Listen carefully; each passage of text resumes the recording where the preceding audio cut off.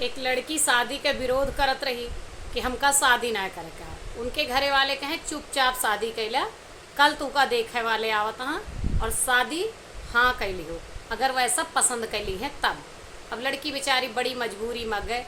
अब उनके सास जेठानी नंद सब आए रही, एक के बाद एक क्वेश्चन पूछब शुरू की। सास पूछी खाना बनावे आवत है? कहीं हाँ। कहीं इंडियन और सारा कहीं हाँ लगभग सब बना ली थी, जो ना आओ तो कहीं यूट्यूब से देख के बना ली थी। कहीं अच्छा। कहीं कपड़ा धोए आवत है? कहीं कपड़ा के तो आप दिक्कत ना है ना, हर हफ्ता हम पर्दा गद्दा कवर तकिया कवर ये सब धोई थी।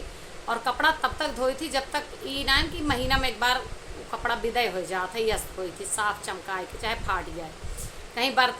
कहीं बर्तन तो जब तक आवाज़ ना करे लात खिर खिर के तब तक मांजी थी, एकदम चमकाए के रखी थी। तो उनके सास कहीं और सेवा बर्दाश्त कहीं सब कह ली थी, कहीं मतलब घर के सारा काम आवत, कहीं बिल्कुल सारा काम हमका आवत है।